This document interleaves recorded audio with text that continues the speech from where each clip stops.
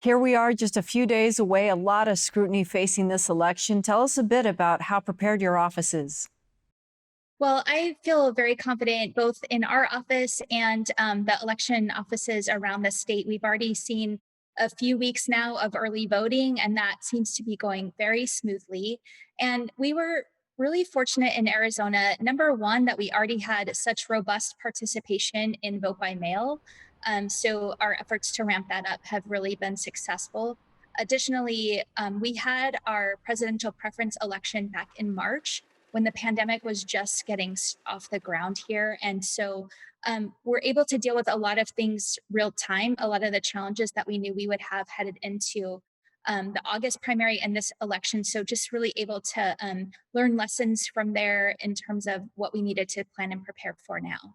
Can you give us some examples of some of the things that, might be different this time around, or how your office is trying to shift your work to be sure that the integrity is there on election day? Yeah, well, certainly we want voters to be safe and to not have to choose between their health and their right to vote. And we've always had a lot of voting options in Arizona. In addition to voting by mail, most counties have offered some form of early voting in person. And I think voters should be prepared to possibly go to a different polling place than they normally go to. We've had a lot of shift in polling places because of the pandemic, needing to go to larger facilities so that folks could be more spread out.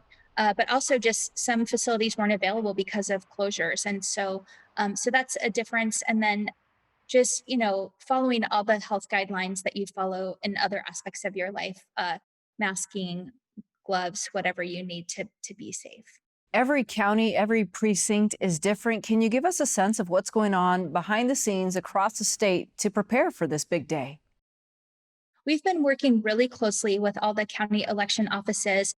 We early on we were appropriated $9 million of federal funds specifically for pandemic-related expenses for this election, and so we've been giving those funds to counties in grants to reimburse for specific expenses. But we've also worked really closely in terms of purchasing personal protective equipment, secure ballot drop boxes, all those needs that were there, that we were able to have sort of more purchasing power at the statewide level and be able to get a larger volume of things for less cost, and distributing those to the counties so that they're prepared. We're on weekly calls with the county election officials and obviously available for support outside of those weekly calls as well. There are nearly 4 million registered voters in the state of Arizona. 90% of them are registered to vote by mail. Does that take some of the pressure off of what's facing your office here this week?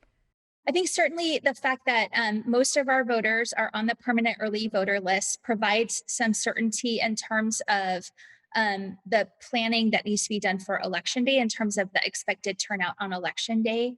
But also because we know that voting by mail, where it's possible, is the safest way for people to vote.